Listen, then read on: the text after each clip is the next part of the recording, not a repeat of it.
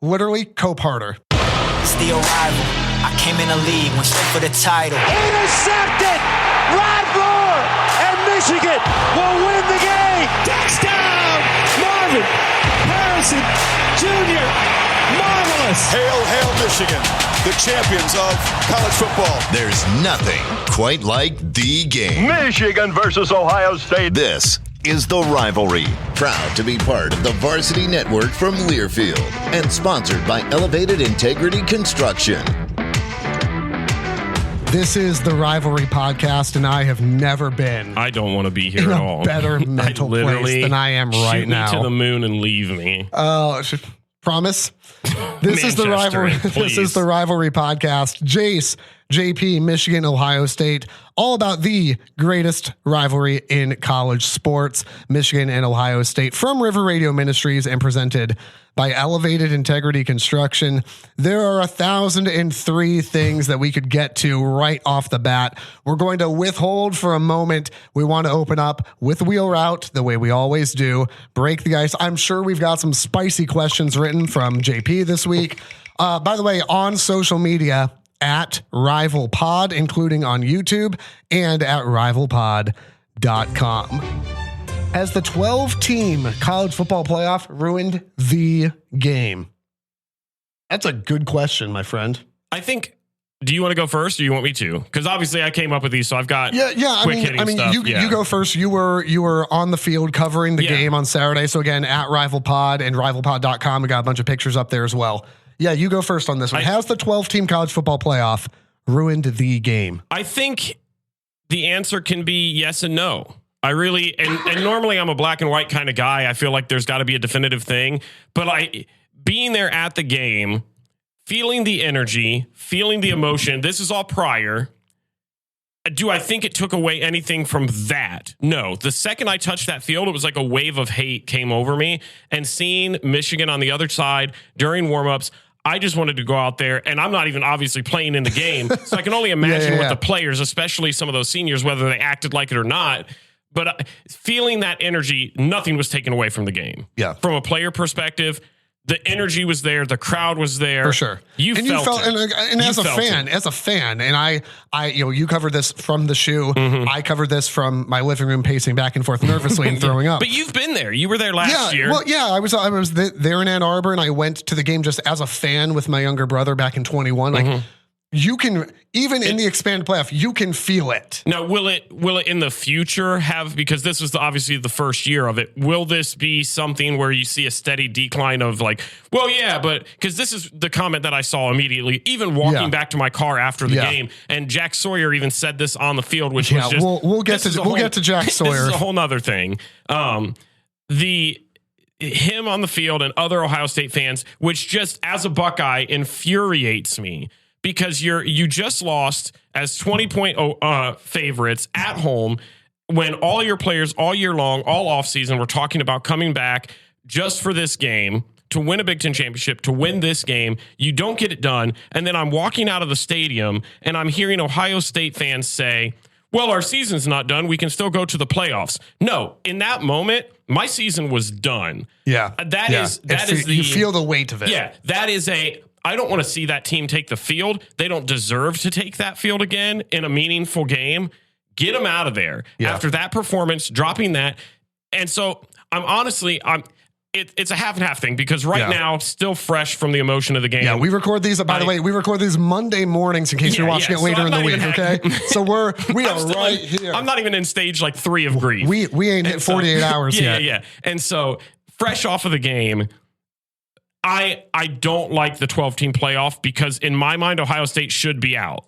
You lose a game of that magnitude. I saw somebody, I don't know the person on Twitter that was talking about this. It's a Buckeye fan account. And they said something like all these people that are talking about how Ohio State needs to fire Ryan Day, and we'll talk more about our opinions on that later on. But you're seeing all this, and they're going, all these Buckeye fans, but we still have a shot to win a championship. And I'm going in my head, and I even responded, which normally I don't take the bait, but I responded and I said, that's fine. I get what you're trying to say, But tell me where in that game or where in Ryan Day's tenure, because I've been lenient with Ryan for a majority of the year. I've said numerous times on this season, especially, if Ryan Day lost this game, he's done. Yeah. And people we were said talking that at this point last year. Yeah, last year. And people were talking about, well, if he wins a championship, he won't get fired. There is no bone in my body now that truly believes Ryan Day can get that done because of games like this, because of games like Georgia. I'm gonna pause you though. I'm gonna pause you though because I want to get today. Yes, I want to finish this question though, because I think overall I agree with you. Yes and no. Has it ruined it? I would say, based on the word ruined, I'd say absolutely not. The game is not ruined, but I get the spirit of the question, which is. The bar is, I said this earlier this year, the bar is never lower than the most ultimate thing. Taking away from the chance to knock that team out of the playoffs. It is the most important thing and ultimate thing in football. The bar will never be lower. It can be higher. And I would say that it is not any lower than the most ultimate thing in football. The bar could be higher. It could be higher because that's where, if you're Michigan, you get the joy from last year of going, you like on top of going 15-0, winning the national title. You won the national title because you knocked your rival out. Yeah. You finished their season in Ann Arbor in 2023. Yeah, you lose that game last year, you're not even in the playoffs. And maybe Michigan still backs in. I don't know. But it's certainly not a guaranteed thing. And with a 13-0 Florida State sitting there, it's probably not going to happen. You're talking about going into this, and this is, you nailed it right on the head. Now you're looking at it as, okay, Ohio State lost 2 games. They lost to Oregon and they lost to Michigan. And they are still in conversation. They are still likely to make the playoff, and not only make the playoffs, they are potentially host a game. So in that aspect, it does ruin the game. I agree.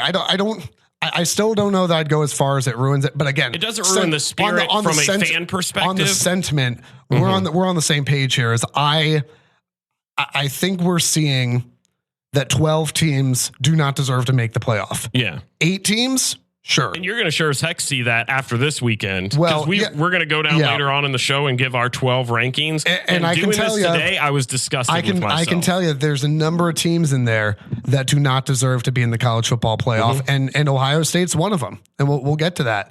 Let me start with this. So in the past, we've given each other kind of 2 minutes to kind of monologue and kind of process whatever. I don't even know we can do that. Here's what came to mind immediately. This actually popped into my head. Last Wednesday before the game, you're trying, I'm trying to get myself hyped up. I'm rewatching Oklahoma, Alabama just to see what the path is to pull an upset like this. And what came to mind for me was, legendary broadcaster Bob Ufer. You heard him in the opener if you're listening in your favorite podcast app. Legendary Michigan broadcaster Bob Ufer delivered a poem about 50 odd years ago in reference to Michigan's 1969 upset of Ohio State. This was the beginning of what became known as the 10-year war between Bo Schembechler, Woody Hayes, and Michigan at that point were 17-point underdogs to what I believe was the number 1 ranked team in the country in Ohio State. And again, this was back before 12-team playoff and BCS and whatever else. And so they came into Ann Arbor. And I don't know at what point, if it was after the game or if it was a couple years later, but that was tied with, I believe, 1996 for the largest spread that Michigan has ever had in the game up until this Saturday. So Bob Ufer delivers this poem after Michigan wins both of those games, by the way, but after the 1969 win as 17-point underdogs. And so with Michigan at 19.5 or 23.5 or whatever it was on Saturday, I thought, this is my thought. I'm just going to read it. And I know you're going to hate every second of it. I already do. I'm going to read it. I'm going to try and read it with the inflection that he gave. And it's something special, man. It's something special about it. So from the legendary Bob Ufer, he says, they came to bury Michigan, all dressed in maize and blue. The words were said, the prayers were read, and everybody cried. But when they closed the coffin, there was someone else inside. Well, they came to bury Michigan, but Michigan wasn't dead. And when the game was over, it was someone else instead. 11 Michigan Wolverines put on the gloves of gray, and while the marching band played the victors, they laid Woody Hayes away. And that's about the sentiment if you're a Michigan Wolverine today. Everybody told you, you have no shot. I will put my hand up and say I predicted 38-13 Ohio State. Unless, and I said verbatim, unless you are Desmond Howard College game day, no one in their right mind is picking Michigan for all the reasons that are accurate. This is not a good Michigan football team. This is the worst Michigan team I've seen in at least a decade. And it didn't matter. It didn't matter. The $21 million in NIL in the offseason didn't matter. The transfer portal stuff didn't matter. Getting Chip Kelly in didn't matter. At home didn't matter. Chip Kelly did matter. 20 and a half point, just not in favor of 20 Ohio and a half State. Point favorites didn't matter. We talked about, do you throw the records out in the game? May this be forever a resounding yes. That is an incredible win for Michigan. My wife all week long kept saying, are you nervous about the game? And I said, absolutely. And she was like, but aren't they favored by a lot? And I said, absolutely. And I was trying to explain to her, like, she kept saying, do you really think Ohio State could lose? And I said, and you know me, I mean, I'm as confident a Buckeye fan as I don't think in this. But we are both pessimistic fans in our own right, and though. I think even in my time on this podcast, I've only picked against Ohio State maybe once, and it was when we played Georgia in the semifinal game. I think that's the only time I've ever. Because why? Because you were coming off a loss to Michigan. 100%. And that is the only time I've ever picked against them. Other than that, I've always picked the Buckeyes.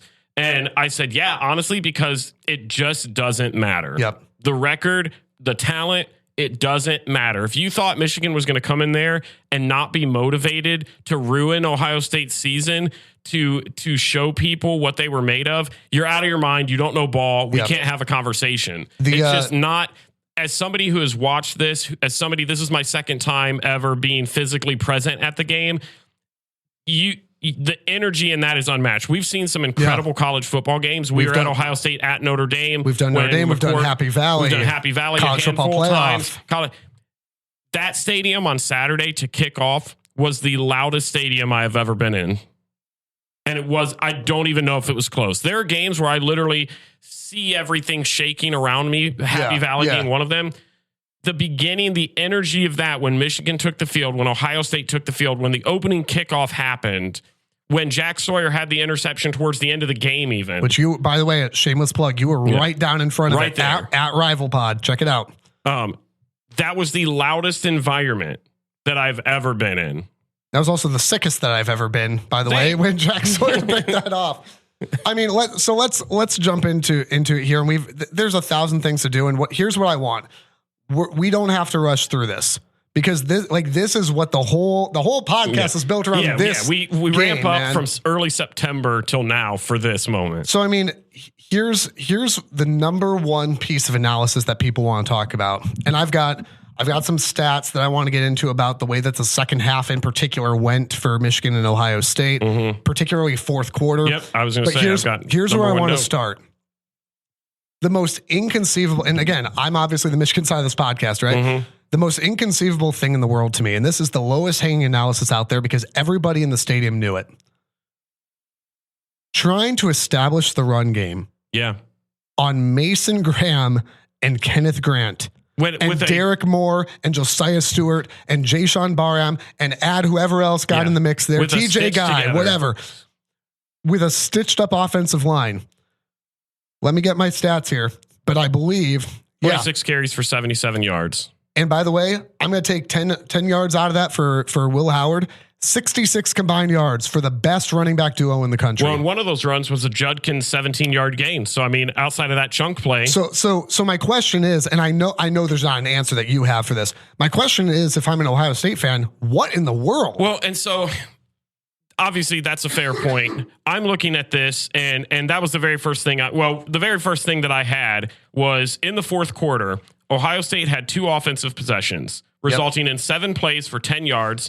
And they had the ball for a total of 1 minute and 57 seconds. And by the way, in those 2 drives, 1 passing yard. Yep. And I think let that sink in. Well, 1 passing yard. I marked this thing down as well because after the Caleb Downs interception deep in the Michigan territory, they started Michigan's 16-yard line. Yeah. And got no points out of it. 3 plays, 0 yards. You had 2 rushes for no gain, a pass completion for no gain, and then you I think was that the delay? Was that the delay? The delay handoff? Was that drive? I don't remember for sure. Regardless, but it was bad. That was the one where we ultimately missed the field goal. Just unacceptable. I'm curious, and this isn't an excuse, so I don't want it to sound like that. Listen, this podcast is nothing but venting for you and catharsis for me. Okay, the season is safe. I wanted to do a bit of a deeper dive in this because after the beginning of the game, it had to have been early second quarter when Will Howard took the shot where he got hit by Makari Page. It was second quarter. It wasn't late. It wasn't late. He got just destroyed. A legal hit. I know there was a lot of people on Twitter talking about whether it was targeting. It's all shoulder. It's a good hit by Makari Page. Clean. It was just a nasty football hit. Yep. I'm curious how the play calling changed. By the way, that's the stuff that you want to stay in the game. That's like, I know we're trying to protect quarterbacks and players and all that stuff. That's good. Yeah, I 100% agree. But that's where I look at that and I go, did the play calling change after that drive? Because the very first drive, the Buckeyes drove right down, ended up getting a field goal, but they drove down almost seamlessly until they stalled out right at the end. Then they go back down and they're starting to do a little bit more. They're starting to get there.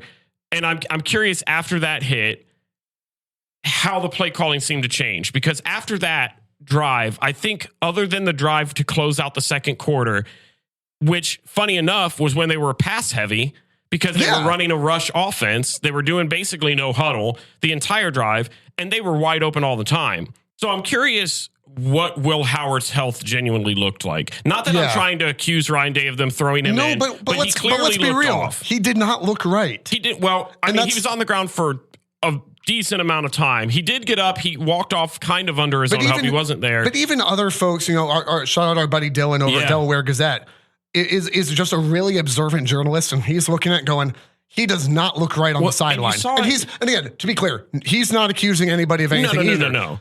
But it's surprising to me. But I think it was one of those things. I didn't expect him to come back in the game, to be honest with you. I didn't either, but I think it was one of those things you could tell just in his game, even on the second interception towards, I think it was midway through the third quarter. I mean, he had his guy open. And he just threw it behind. A pass that Will Howard has been, if anything, surprisingly accurate this season. Yeah, he's had games where you can count him down for about a mistake a game. He made two of them. The first one was, honestly, both of them were just bad balls. Yeah. Which you just don't typically see. Some of the interceptions that he's had. And that's where, like, as good as, and I heard Joshua Perry talking about this on The Fan this morning, where he was talking about, like, hey, I thought Pass Pro was pretty good overall. I thought it was okay. It was fine until basically the end of the game. I didn't think it was great. I thought it was okay, but that's where that pressure really comes to fruition too. If you know that at least there's the potential that you're going to get hurried, you get that ball out quicker than you want to. Mm-hmm. And that was a big part of the game plan for Michigan, of course. Well, and that was the thing. Another huge thing was you saw when they were in their hurry-up offense towards the end of the second, they went right down the field and scored. The opening drive of the game, they threw the ball. They went right down and they got a field goal out of it. So why would you go away from that? And that's where I think maybe they knew something about Will Howard, where they were only throwing it if they absolutely had to. And not that that's an excuse. No, but like if he's not good enough to go in there and throw the ball, but you have got to... What Julian's saying, like, you've got to do something different. And that's where I think, and that's a deeper question, because I think that's where, and this is going to sound like I'm accusing, but if you're Ryan Day. No, we're just talking. He had to have known that he's coaching for his job. Yeah, he's known that for a year. And so I think that's why they spent, and I know you get this, that's why they spent $20 million in NIL. So I think in his mind, he's looking at that, at Will Howard laying on the ground, and he's going, I'm coaching for my job, and I'm about to have to win this game with Devin Brown. and I genuinely think,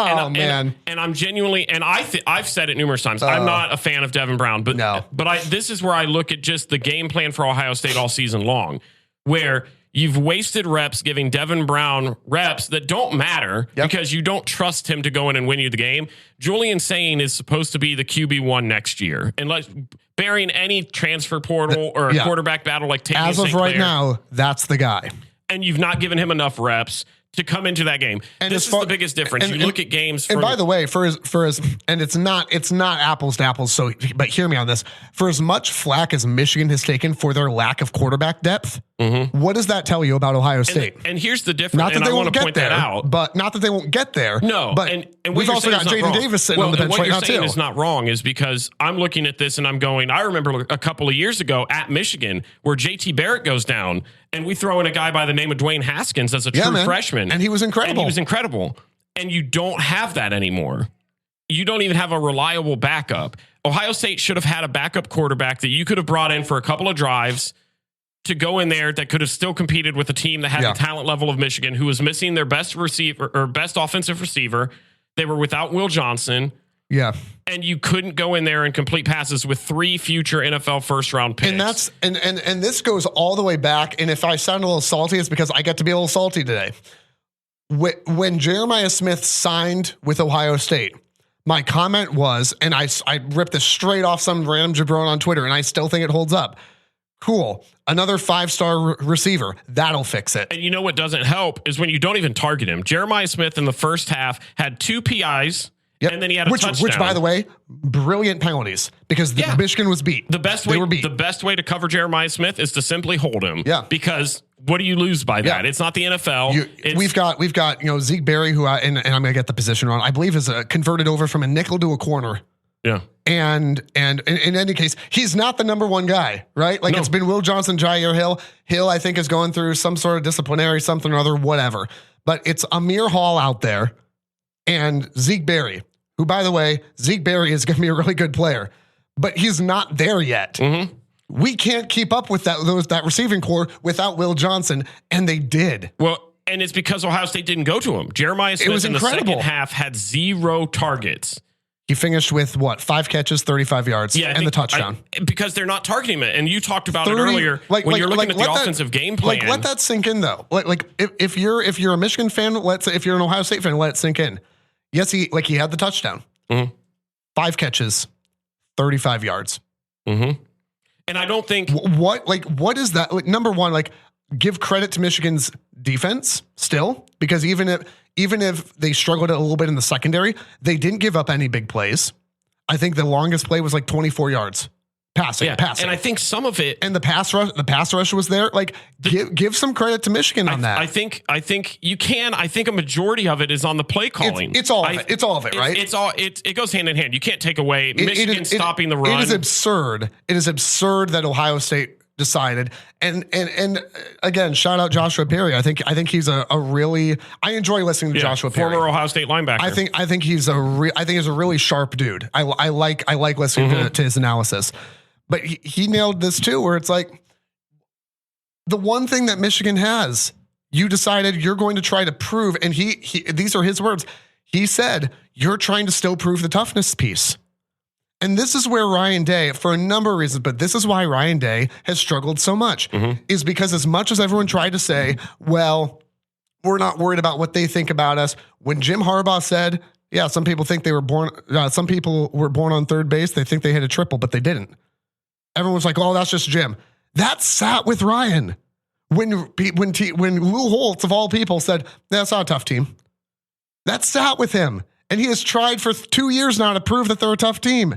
If you're a head coach, especially at this level, you have got to rise above that and go, we're going to be our team. He's in the skull session. He talked about, this isn't about them. This is about us. It's about our toughness as Buckeyes. It's about our character. It's about what?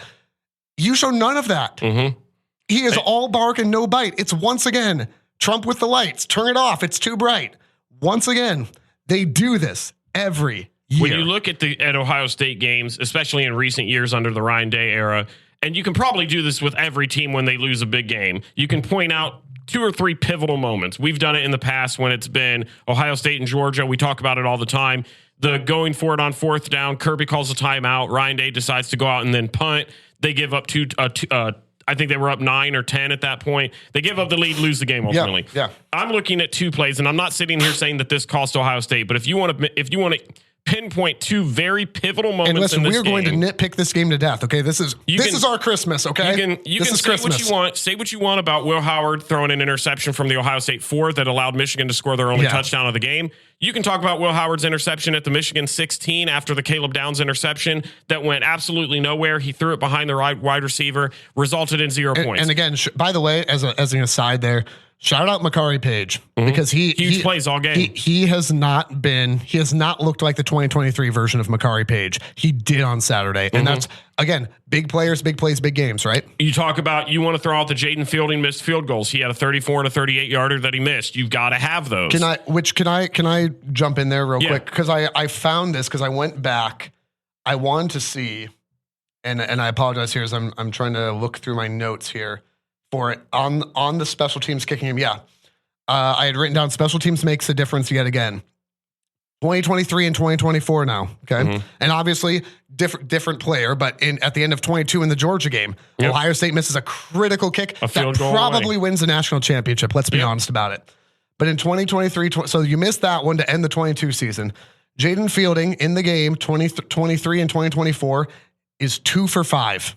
Yep. 6-point game in 23, 3-point game in 24. He went 2 for 5 in those two games. Chip shots. James Turner, 23. Dominic Zavada this year. James Turner went 3 for 3 in 2023. Dominic Zavada went 2 for 2. They combined 5 for 5. Yep. Including, of course, James Turner had a 50-plus yarder, I believe, in the game last year. Zavada had a 50-plus yarder this year. There's your ball game. It matters. Go ahead with what you were going to say, but like that's a massive. In a low-scoring game like this, that's a massive piece of that. It's obvious to go and look at this and go, well, if Ohio State keeps control of the ball and doesn't give Michigan the ball at their 2-yard line. If everything had gone differently, it would have gone differently. If everything would have gone different, it's easy to sit there and go, well, they make the field goals, they win 16-13, or if they end up kicking that extra field goal instead of turning it over in Michigan, then blah blah blah. Those aren't what cost them. Yeah. You want to know the difference between these teams. 3rd and 6 from Ohio State's 44-yard line. Khalil Mullins gets the ball. He appears to be stopped. Even in the stadium, people are like, yes, we got it. Yeah, I think I threw up in my mouth watching it. And then he breaks loose. I don't remember who was the initial contact for Ohio State. I want to say it was Tyleik Williams that got in there first. Think so. But Jack Sawyer was right behind it. Yep. 2 of your best defensive linemen get a hand on Khalil Mullins in the backfield for no gain. Yep. It would have pulled up a 4th and 6 from Ohio State's 44. Michigan's punting. You're getting the ball back with 5-ish, 6 minutes to go. Who knows? Who knows? You don't. He rips off a 27-yard run. Then what really kills it is you go down. Ohio State has, I think it's 3rd and 2. They're at Ohio State's 9. Yep, correct. And you get an illegal substitution. Just absolute boneheaded. You were outcoached. Yeah, again. You were outcoached against a Michigan coaching staff that for half the season didn't even know all of the rules. There were about 2 or 3 weeks I can laugh now because things have been many things are forgiven. Wink Martindale.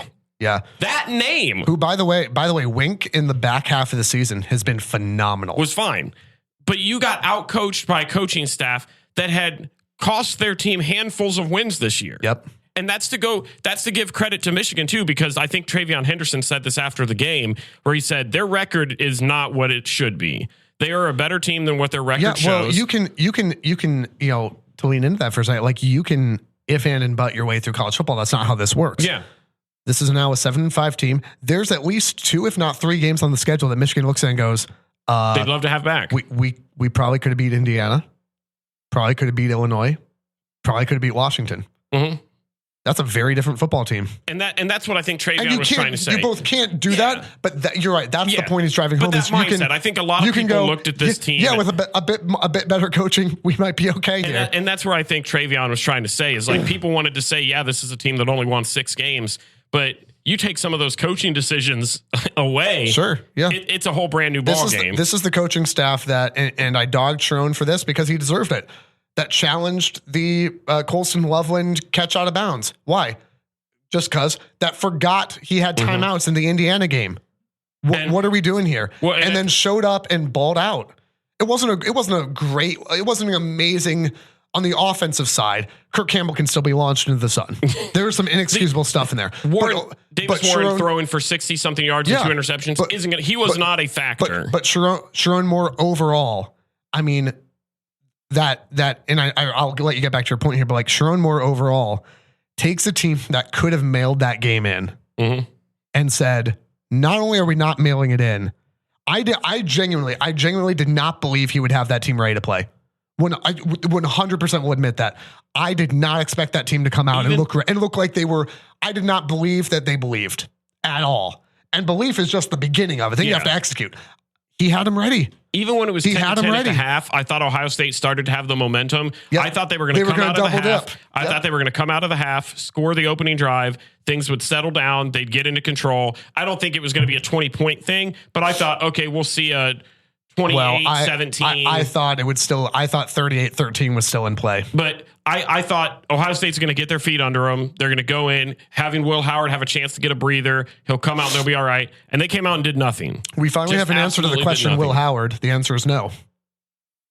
I can't even say anything. I don't want to place the blame on him, though, because I genuinely think... But he did not play well. He didn't play well, but I think part of that is... It's across the board. Like, it's not a one...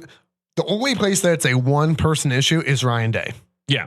Will Howard did not play for all, and I'm, this is a rivalry podcast. Sometimes I'm like, oh, that's too mean. Now I'm going to lean into it. For all the cigarette stomping talk that Will Howard has done this year, I'm fine with that. My issue isn't with Will. I don't have problems with that, but I'm saying to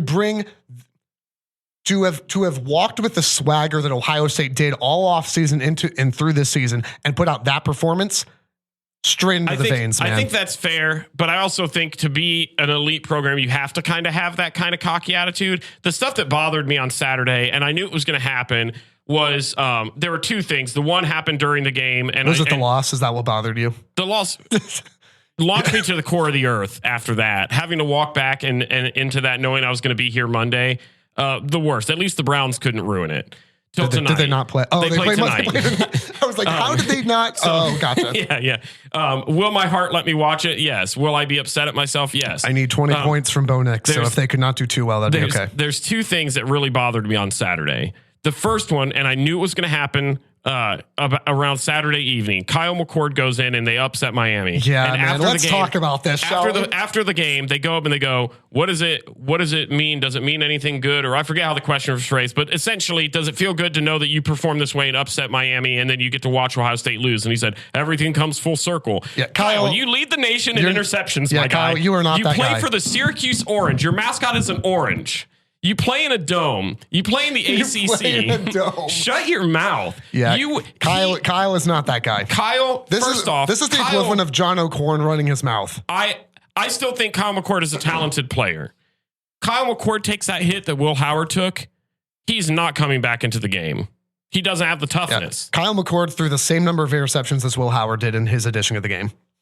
Yeah. I mean, come on. He was healthy for it. I genuinely think Will Howard was not 100%. And so that's infuriating to me because people will look at him and if Will Howard's playing in the ACC against some of those. I don't think there's anybody serious who looks at that and goes, yeah, Kyle McCord would have been an upgrade. No. I saw some Michigan players, but I'm sure it was all trolling. Well, for sure. Will Howard was an upgrade. He did not play well today. Here's the thing that really infuriated me Saturday. And this will start to get into kind of our discussion on Ryan Day. Yeah. So Saturday, I'm down sideline. I'm towards the end zone, and it's a 10-10 game at the moment. And there's, give or take, 4 or 5 minutes left in the game. Ohio State has called, they're calling their timeouts, trying to slow stuff down, get stuff kind of ready to go. And I'm looking at the huddle, and Ryan Day's nowhere to be found. You know where Ryan Day was during those huddles? And I don't know. I'm not obviously a football coach. I like to act like I am. Yeah. I'm a very good couch coach, but I don't know the protocol to know like what the norm is for head coaches to be involved in the huddles. Was he at Dirty Frank's getting concessions? He needs to be looking on Zillow is where he needs to be. But I'm sitting there watching, and I'm watching the players go there, and this is when I knew that Ohio State was going to lose. Was after the illegal substitution play.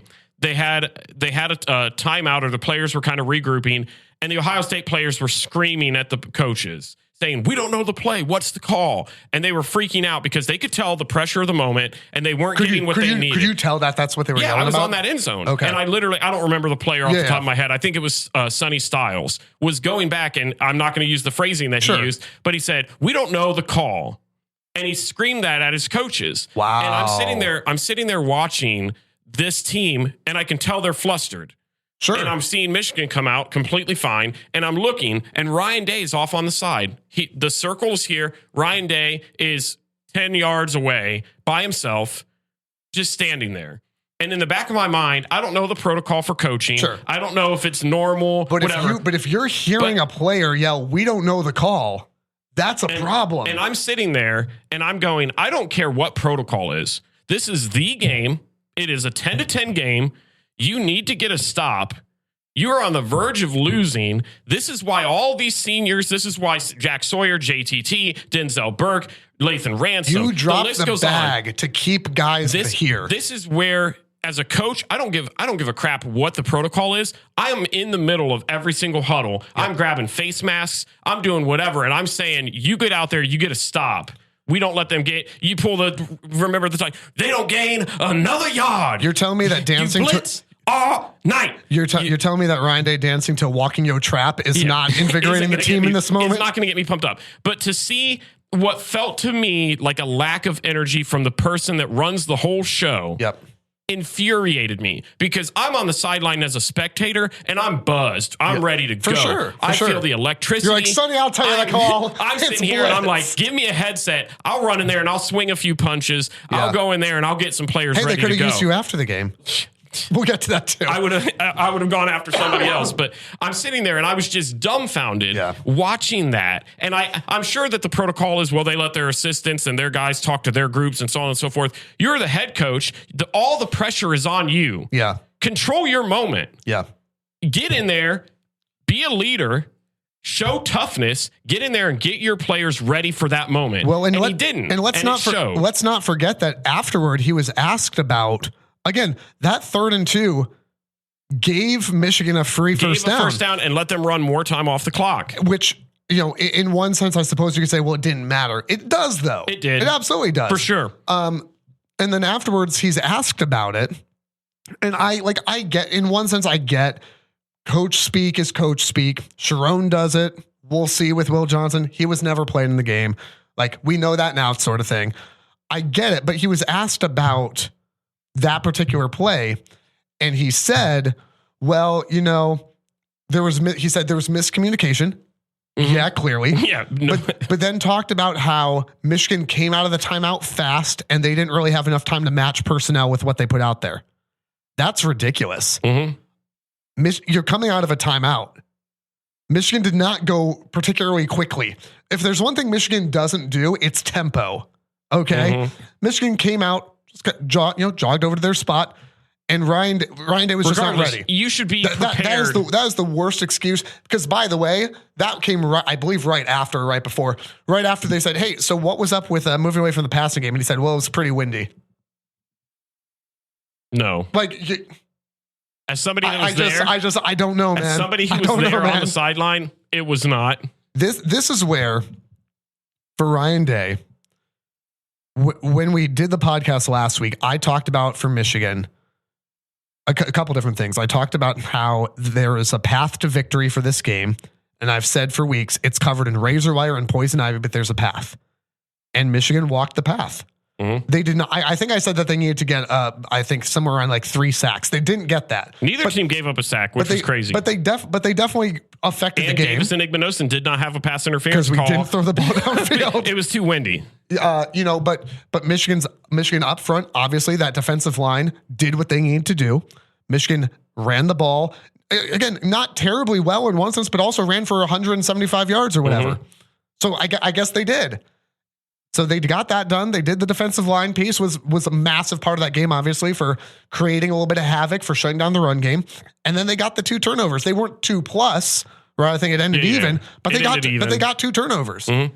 So, I mean, they walked that path out. And, I mean, both pivotal. They weren't midfield turnovers. One was to prevent a score. One was to get a touchdown, the only touchdown they scored. And where that connects back, I'll pull that back, because the other thing that I said, too, is that if you're Michigan, you have the opportunity to plant seeds of doubt in this game. I check the tape. Maybe I just thought this, but I'm pretty sure I said this on the pod. You can plant seeds of doubt if it's close at halftime. If you're and I think I even said, if you're in a dogfight in the 4th quarter, you've planted those seeds of doubt. Is Ryan Day and this team mentally tough enough to overcome that? They aren't. Mm-hmm. You can be tough pregame, postgame. Well, you thought whatever. Even at the end of the game, Jack Sawyer goes up there and snags a great interception. I mean, a heck of a play by him. The only play he's made his entire Ohio State career, and he goes up there and he gets the interception. And you thought it was over. And I didn't think it was over. I thought it was over. But I thought, here's a chance for Ohio State to go down, get into field goal range. That's the story. If you're Ohio State, obviously for me, that is a nightmare. That is the storybook cinematic moment. By the way, this is a side note. I thought this when this happened too. He took his helmet off. I don't know how that's not a 15-yard penalty on top of that, by the way. So like some odd decision making there from the officials. Whatever. Go on with what you're saying though. But the second he got it, I believe on that drive they went 3 and out. I don't think they got a single first down. They did not get you got all that momentum. Their last first down came with about 6 minutes to go in the third quarter. Yeah. That's unbelievable. You get a beautiful, a game-changing interception by your captain who came back, and you do nothing with it. And Absolutely it was nothing. at that moment that I knew we are not cut out to win this game. We don't deserve to win this game. And who is it that can't get to Kalel? Like you mentioned it, Jackson. And I know that Jack was in there. I want to say it was Williams for sure. Sawyer was not the initial contact. And again, I've seen people say, well, he's being bear hugged by Evan Lake. Sure. Yeah. Like there was a hold on there that probably got missed. There's also a ton of other stuff in that game that you could have called. I'm not going to nitpick that. Listen, you are 20. You had him. You are, if you're wise, you are 3 touchdown home favorites. You get nothing. You lose. Good day, sir. I don't think it matters. You had Khalil in the backfield in a group. And here I thought 9 times out of 10, you don't let that rip for 27 yards, but that was the 1 out of 10. And here I thought that the USC run was going to be like the run of Kalel Mulling's career. I got flashbacks of it. And it wasn't. That was the one right there. I'm not a Michigan fan, so I can't rank it. I feel like that's the one. I feel like the USC one. That's the one because I get it. I understand how you get to that because of who it's against, right? Like everything gets amped up here. You mentioned the the last first down for Ohio State came with like 6 minutes to go in the third quarter. Like the last earned first down. Not hey, we got an interception, penalty, whatever. We mentioned the fourth quarter summary a bit, but I want to just go back to this here because the second half, I'll do second half and then fourth quarter because I think these tell a story that we already know at this point. The second, and again, this shows that like this is still not a good Michigan team offensively, at least. The defense is fantastic. No, good running backs. Second half drives for Michigan: punt, interception, field goal, and they won the game. Ohio State: punt, interception, missed field goal, punt, downs, and they lost the game. Second, where's the other part? Yeah, so the fourth quarter summary. You mentioned Ohio State, 7 plays, 10 yards, under 2 minutes of possession, 1 passing yard. Michigan had fourth quarter, 22 plays, 110 yards, 13 minutes and 3 seconds. Yep. There's your ball game right there. The other part of it in the fourth quarter, Michigan went 4 of 5 on third down. Ohio State was 0 for 2 because it was short third down. Well, third and twos. Some of it was, but there were a couple plays where, and in particular, I'm thinking the throw to I believe it was end? To Hansen. You're talking about the one on the sideline? Wasn't that Peyton O'Leary though, or was that Hansen? I don't remember who it was, but it was to the sideline where they snuck underneath of it. And that one was Peyton. So there was one to Hansen, the tight end, who's ended up playing for Colson Loveland today. I thought Klein was in there, but I thought Hansen got targeted a decent amount there. But yeah, it was Peyton O'Leary, who's a walk-on, gets his hands under the ball on a fairly long third down. 4 of 5 on third down in the fourth quarter. And so this is where, if you're Michigan, you look at time of possession, you look at plays, whatever. For everything else that Michigan hasn't done well this year, this is the fourth year in a row now where when push comes to shove in the fourth quarter, Michigan says, we are going to run it down your throat until you stop it. Yep. And for the fourth year in a row, whether it be Jim Knowles or whoever's running Kerry Coombs or whoever, the defense cannot stop it. And yeah, like Sawyer picks him off in the end zone on the goal line. So like in that sense, it's you stopped it, I suppose, but Michigan had the ball for 13 out of 15 minutes. Yeah. Like it just can't happen if you're going to win ball games. Man, what else do we want to talk about with this game? I feel like before we go into our playoff rankings and all that, I do want to touch a little bit on Ryan Day. Because we've brought him up a handful of times. So let's do Ryan and then let's talk about. Do you want to do post game stuff first, or you want to do Ryan first? Let's do post game stuff and then go into Ryan because I feel like it ties in nicer. So I mean, here's my short view on the flag planting thing. Tough, and that was honestly that was one of the wheel route questions was approved, disapproved. That is genuinely my thought on that. You know who planted a flag earlier this year and had no issue? Texas, in Ann Arbor. They planted a flag and we went, Yeah. And that was the end of it. Yeah. There's a difference too between, and I know you mentioned off mic, like there was maybe a little bit of taunting or whatever, but not much. And here's the thing. This is different from Michigan's going to gather in front of the Ohio State tunnel and plant the flag and kind of, we're going to jog. Michigan's at midfield doing their own thing. Ohio State singing Carmen. And Ohio State decides, now we're going to get busy. Yeah. That is, and so when I say things, and I took a little heat for this, I don't care. When I say things like, that's a soft program, that is exactly what I mean. And that is more fight than you showed for 60 minutes. They were, and again, this is the rivalry, and I not what happened after. I love the fact that there's jawing from Ohio State and Michigan pregame. I absolutely love that. I couldn't share. I have no issues with that at all. I couldn't share Michigan running out of the tunnel because I'm sure you couldn't. I have video of it. I'd love to show you after. But it's just which that aspect of it disappoints me. Like I've been to the game as a fan, and I've been disappointed with it. Not in the game itself, but in the fan interaction. It was stuff. both. Honestly, it's just like Michigan came out and they were giving middle fingers. Patrick Barron took photos of guys being spit. Like that's not unacceptable. Okay. I'm talking about just straight up like, hey, we're jawing at each other, whatever. Yeah. I'm cool with that. The post game thing, again, you're singing Carmen. Michigan wants to plant a flag at midfield to celebrate a victory that they earned. Tough. And especially for Jack Sawyer, who I get the emotions are high. I get the emotions are high here. But after the game is when you want to get real tough about this. And here's the thing. Get out. It's the only credit that I'll ridiculous. Give. I'm not agreeing that Jack Sawyer was in the right. That game was not lost because of the defense. By the way, petition to call him Jack Owen Foyer. Fair. I saw something that said Jack Sawyer's statue in the Pickerington subway is going to be phenomenal. But which pained me, but kind of fair. Kind of funny. When you don't win the rivalry game and you graduate without gold pants, that's what happens. And I think when it comes to Jack Sawyer, I understand the frustration. It was more embarrassing as an Ohio State fan seeing that reaction because you've already lost the game as major favorites. Yeah, that is the by spread. And I know people said, well, the COVID year was bigger. Yeah, they didn't play the game. Doesn't matter. They didn't play the game.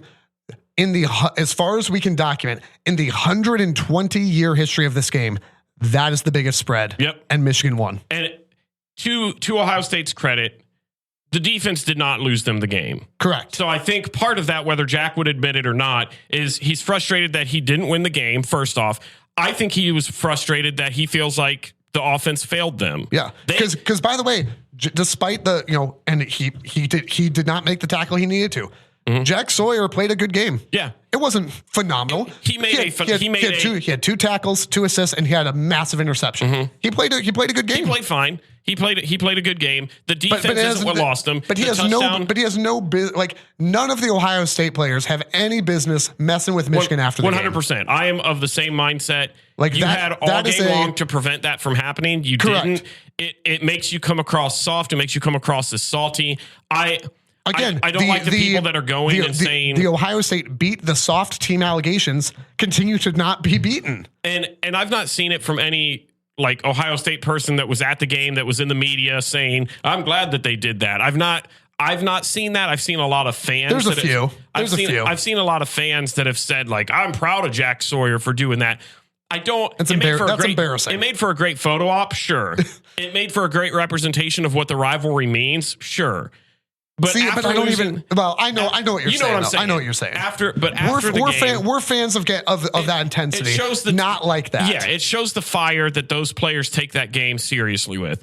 But after that game, as heavy favorites as they were, just get off the field. Correct. Your season, said it on the Carmen, field. Get into the tunnel. He said it on the field, and I disagree. And I talked about it at the beginning of this episode, even where he was on the field talking to Mason Graham, and going, "Your season's over." He's screaming, "Your season's blah, blah, blah," over. which, first off, isn't even technically true. Michigan will play in the Pop-Tart Bowl or something. Which, you know what? I'm back on board for bowl season, baby. Their season's not done technically, and I hate that mindset that in your mind, your immediate thought after that game is, well, our season's not ruined. Well, it is straight up People joke about, hey, Cope harder. Literally, Cope harder. Yeah, 1 million. To me, it came off. I've not been the person to ever say this. It came off Charmin soft to me. Yeah, big baby, sore loser. I thought the response to Cleo Mullins after the game with Jenny Taft.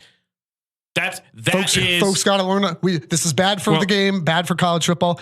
You got to learn to lose. And in the heat of the moment, coming off a win like that, it would have been easy for him to gloat, to showboat, to say some headline clickbait thing, to do it. Well, let's be honest. Colson Loveland kind of did that with Michigan State, right? Mm-hmm. Hey, we're going to do things right for 60 minutes, and after, if they want to get busy, we'll get busy. Mm-hmm. I like the mentality. I don't think it's good for football. And he walked it back later, and I get that. I haven't seen nobody walk it back from Ohio State. No, and I don't think you will. But to me, there were parts of that and there's videos and there's pictures going around where Jack Sawyer's being held back from an assistant coach, and he's screaming, they're not going to plant a flag again, blah, blah, blah. And he's screaming, and you can tell. And this is the human side of things where I genuinely watch that and I go, man, that sucks for a guy like Jack Sawyer to come back. Yeah. But you didn't deserve it. Correct. And then you look at Ryan Day and he's 5-10 yards away. Yep. And that's your senior captain that you're supposed to get control of your program. And I was talking to my wife because she cares so deeply. And I had she doesn't, but she's a good spouse. I had nobody to vent to. And I said, and this is where we can kind of talk more into the Ryan Day stuff. I am now of the mindset, and I've been on the fence, and you were here with Harbaugh for a while at the beginning years. I am now on the fence where Ryan Day's got to go. Yeah, well, and mostly because of this game, but because of the big games. And I talked about it even this episode. I look at his body of work, and I go, I don't believe that he has it in him to win a championship. If they host a playoff game, do I think that they could cause some damage? Sure, if they get their offense worked out. This is still a talented team. I think that they could win a game or two, depending on who their matchups are. I think that they are still a talented team if they can get this mental hurdle over. But they can't. And that's the issue. And maybe the players can. I'm talking Ryan Day. Yeah, for sure. And me too. Even if Ryan Day can get past the first round, second round, I don't think he has it in him. He's shown me his history, his body of work, where when the moment gets too hot, the lights get too bright, there's one or two career-defining plays where he loses it, where Ohio State is right in it up until XYZ. And then these mental mistakes, this ego, this lack of preparation comes back to haunt him. And I have lost faith. And I said this to the guy on Twitter where I said, usually in order for me to believe something could be true, I have to have seen it be true somewhere else for me to be able to cling on to. Well, Ryan Day has done nothing. It's like when Bjork comes out and says, I've got full support for Ryan Day. My question is based on what? Yeah. And you're exactly right. To have confidence in somebody, you have to have something to place that confidence in. Otherwise, you're just going, I don't know. Because by the way, I saw a side-by-side where this is basically what he said about Jimbo Fisher at A&M. We saw how that worked out. Yeah. There's nothing about it, unless he begins to prove me wrong. There's nothing about his body of work that makes me think that he's going to get it done in a big game.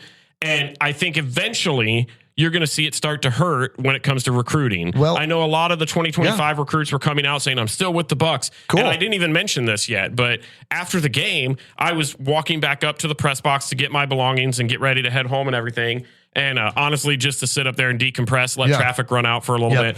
And so I start walking up, and where you walk by is where all the recruits are at. Yep. And numerous Michigan players ran over and were shaking hands with the recruits and saying, they're never going to beat us. You guys they're never going to beat us. They can't beat us. And you see that, and that's brilliant. Well, and what made me furious is, and some of these kids I'm sure haven't made decisions. Whatever. But they're laughing. The one guy closest to me starts laughing. He's like, oh man, ha ha ha ha ha. That is a recruit. Yeah. And eventually that's going to trickle down. The more that these big games get lost, the more that you become an unserious football team in these big moments. Yeah. The more that you're going to lose recruits like that, because they're not going to want to go play for a coach that can't get it done in the big game. Yeah. And so I'm looking big picture, and I'm going, you're losing your rivalry games. Yep. You're sure you're making the playoffs, but you're losing. And now you're losing big recruits because your track record is XYZ. Ryan Day standing around and saying what happened at the end of the game is the perfect encapsulation of his tenure at Ohio State and when it comes to the game. And that was my other part, is they asked him after the game, what happened after the play with the scuff, when he said, well, they were going to plant a flag and our seniors weren't going to let it happen. That is the worst response for a leader that I've ever heard. You need to say, I understand the heat of the emotion of the game. I understand tempers are going to flare. We've got to be better about getting our guys into the stadium. And again, I get too that there's an argument. It's like, well, he was doing the Carmen thing, and then he genuinely didn't know what happened. Sure, but that is still the perfect encapsulation. But I don't care he's just standing there, watching Jack Sawyer get held onto like. It's just, it's not the trend. The trends are ironically, Brian, the trends are suddenly in very different directions. When you turn around and you see a giant M flag at midfield, I think you know what happened. I'd say put 2 and 2 together, but I'm not sure you can at this exact moment. And here's what I'll say. And obviously there's a sense in which Ohio State's going to be good again next year. Okay. Michigan's going to be good again next year. And clearly the records don't matter. But here's the thing. But here's what I'll say. Again, throw the records out the end of the anytime the game rolls around. But I'm saying, like, from a recruiting, from a roster standpoint, Ohio State is not going to be better next year than they are this year. No, and that's where I would say I don't know what this Ohio State team looks like. You're not going to have the regression Michigan had, but you won't. But here's what I'll say: the talent loss is going to be very similar. I don't know, because I think you can make the argument for the offensive side. Defensively, you're basically brand new. And again, we'll see. I mean, you know, this is where recruiting matters. This is where development matters. But Ohio State next year will not be more talented than this edition of the team. All year in the offseason, it was Urban, it was Tressel, it was Nick Saban. It was everybody going, this is the most talented roster I have ever seen in college football. 13-10 Michigan. Like, this team's not going to get better. You know who is going to get better? It's Michigan. Michigan just signed the #1 high school recruit in the nation. And he plays quarterback. And they're trending for some pretty big flips as well. And they flipped some on Saturday. They got some flips after Underwood committed. They got some flips on Saturday. They're trending for guys like Derek Meadows to flip. And they already, by the way, had a pretty decent recruiting class this past year. Michigan is going to be a better now. Throw it all out when the game comes around. These are going to be far more even teams when they meet next year. But Ohio State is not going to be more talented this year. Michigan is going to be vastly more talented than they are this year. And I think I would disagree with you a little bit on that, because I look at, not that Michigan will be better. I think the loss for Ohio State is going to be more of an impact than you think, because you're not going to have a veteran quarterback like a Will Howard. You're going to have Julian Sain, which I've not seen enough tape to know. Yeah, to be honest. Sure. And who's to say Tavian St. Clair, who's to say an Aaron Noland, whatever, can't take that job? What does your offensive line look like? What does the offensive line look like? What's your running back room look like? You're going to have Caleb Downs most likely. He'll come back. Yep. Unless he transfers. What's your running back room? You're going to have Jeremiah Smith. You could potentially have Quinshon Judkins come back. Maybe. But he might go pro. I don't think he transfers. I think he stays or he goes pro. And even so, based on what you just saw, cool. And some of that, he was our leading rusher, so that's still a huge And addition. on the defensive side, that's the big one. The defensive side, almost everybody you could think of JTT is gone. Cody Simon's gone. Tyleek Williams is gone. Jack Sawyer's gone. Lathan Ransom is gone. Denzel Burke is gone. Jordan Hancock is gone. Sonny Styles, I think, is gone. There's a ton of guys that are not going to be there. Cody Simon is gone. And, Sonny Styles will be back. Cody Simon is gone for sure. Seth McLaughlin, who had a great year until his injury, he was a stud. There's another piece to your offensive line that's gone. And again, my point is not that this is going to be a bad team. My point is, if you're looking at Ryan Day and you're going, we threw the bag to work the transfer portal, which, by the way, that can change a whole bunch of stuff, right? Transfer portal work to get all these. This was the Michigan team, right? Let's get all the veterans back in. We're going to make a run for it. Nothing on Saturday. Yep. And they still got a chance. I mean, so let's talk playoff then. Like, number one, Ohio State doesn't deserve to be in the playoff. They will get in. They will. They do not deserve to be in the playoff. I would agree with that, and that's from a Buckeye. And they will, and they should be. To me, they are a top 12 team. And that goes back to maybe the conversation on 12 teams don't deserve to be in the playoff. For sure. Yeah. I think it's too much. If you're going to do 12, yeah, they're getting in. And here's the interesting thing is, and this is once again why Ohio State fans are some of the most disliked in college football, is because after the game, people are still talking about, and you mentioned it, well, we can still make a run at the Natty, I guess. And that's a fair. But on top of that, beyond that, it was, well, at least we'll be back here to host the playoff game. Will you?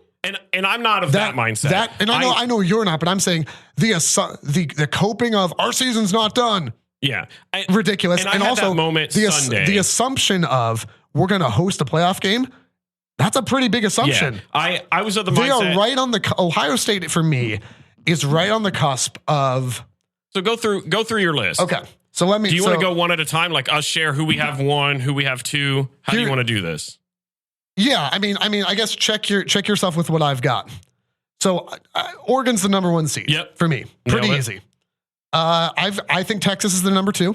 I think they beat Georgia this time around. Okay. I have got Arizona State at 3. See, I've got a little bit of a shakeup already. Who do you have there? So I have Oregon 1. Yep.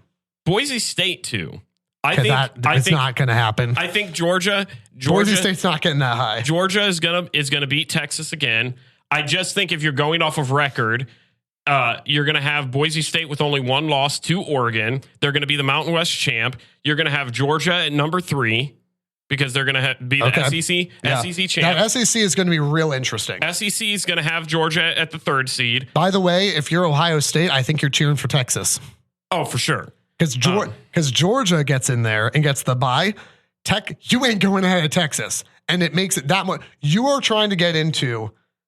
You have got to be 8 is the last seed to host. Yeah. You've got to be 8 or above. Yeah. And you are going to be right on the cusp there. So I've got Georgia at 3. I have Arizona State at 4. Okay. I have Boise at 4. So I have Arizona State at 4. At 5, what do you got? Notre Dame. Okay. I got Notre Dame at 5. Notre Dame, as much as I have, made fun of them for the Northern Illinois care loss, of business. they're good. And I've got them playing Clemson. Okay. I think Clemson's going to slide in and win the ACC. So I have Texas at 6 because I think whoever loses that SEC championship will end up there. See, I have Penn State there. I think the only reason I have Texas there is because I think right now they've got the 1 loss. Yep. And it's to Georgia. I think if they lose a second time, they are a better 2-loss team than a Penn State that also has 2 losses. I don't know. It's tough. So I've got Texas at 7, and this is where you're going to disagree with me. Yep.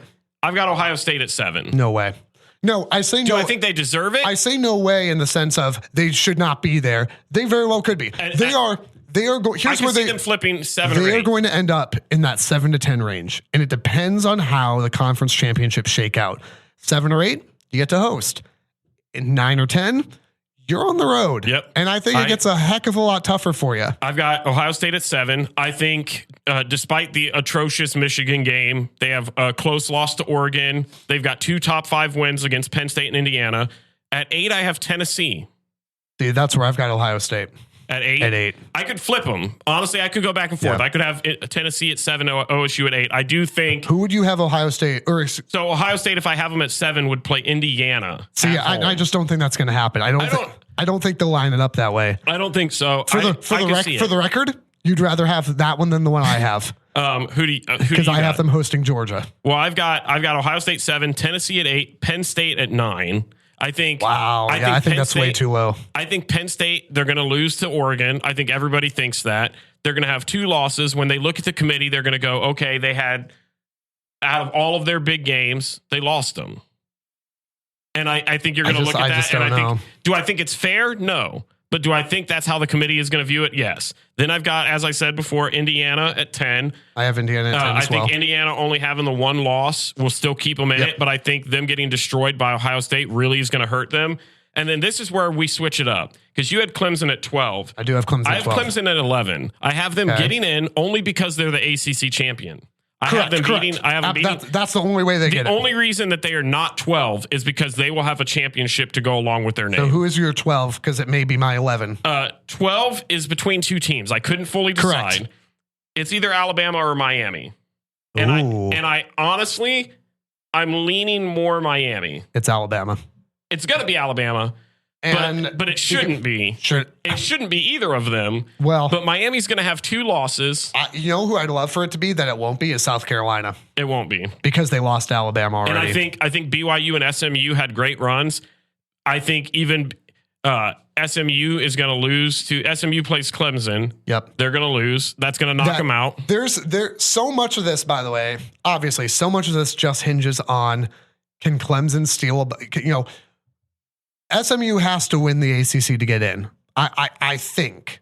I just have a hard time seeing them if get SMU wins, in. they're in. I mean, there's no question. A lot of about it will come down to as well, where do teams get ranked on Tuesday night? The initial ranking heading into championship weekend.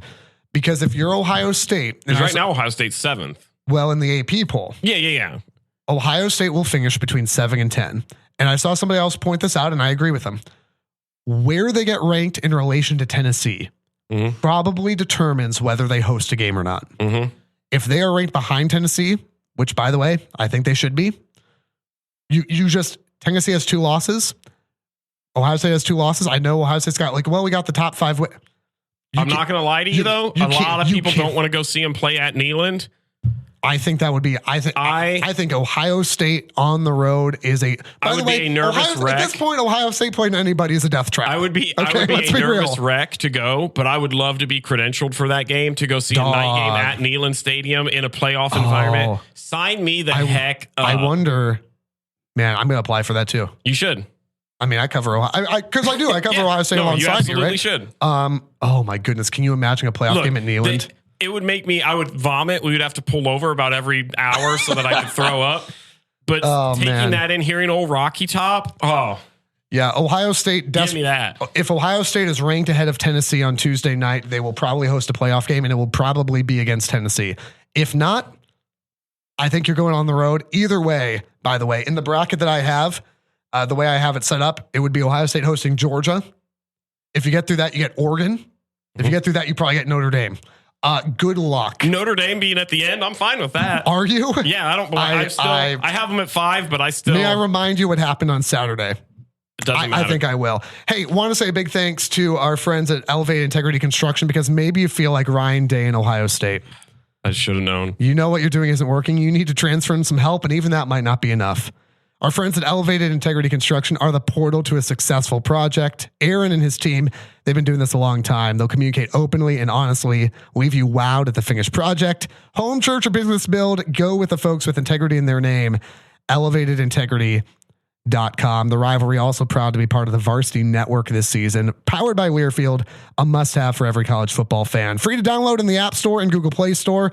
Enjoy live college football games and podcasts just like this one. Search for your school or the Rivalry podcast in the Varsity Network app. And speaking of the postseason, if you want to support the podcast, rivalpod.com. We got some sweet t-shirts. You can also do the buy me a coffee option. If you're like, hey, I don't need a shirt, just want to say, hey, support you guys, go with that as well. And on social media at Rival Pod. This has been a lot of fun for me. I want to make sure that's perfectly clear. Zero fun. The Michigan clock is going to hit 2,000 plus days by the time the game rolls around next time. 4 years in a row. Will Ryan Day be the head coach? No. I'm going to say no. I know Bjork came out and said, hey, I support him. If he does not win a national championship, he should not be the head coach. I would agree with you, but I think he's gonna. I just got a feeling they're going to stick with him. Here's the last thing I want to say here. I was about to wrap this up. I want to say one more thing. For the folks in Michigan who are talking about the give him a lifetime contract, keep him forever sort of thing, this is different. So I will caveat this. Reminds me a lot of the Jim Harbaugh forever and ever amen banners. A lot of the give Jim Harbaugh a lifetime contract just for him to turn around and run the table. So be careful with that. yeah. Or don't. But here's the other thing I'll say too, though. Jim Harbaugh inherited a 5-7 Michigan team and immediately started rattling off 10-win seasons. And then, of course, started beating Ohio State after that. Ryan Day inherited a Ferrari and absolutely crashed it. Those are two very different scenarios. Yeah. The lovely image of that's gone around for years now, at least 4, of Urban Meyer handing Ryan Day the game controller saying, it's your turn to play, and him going, thanks, coach. And immediately cutting to the bus that he's driving off a cliff, smashing into the ground below. Those are two very different scenarios. Yeah. But I will say, Ryan Day is still a good football coach, but there's something about the game that he just can't seem to get past, and I, for one, thank him for it. Subscribe wherever you get your podcast to the Rivalry Podcast and follow at RivalPod. The Rivalry is a production of River Radio Ministries. Want live updates from the show? Follow us on Twitter and Instagram at RivalPod. To learn how to support the show, shop our merch, and read our blogs, visit RivalPod.com. Make sure to follow us wherever you're listening now. And if you like what you're hearing, tell a friend so they can listen too.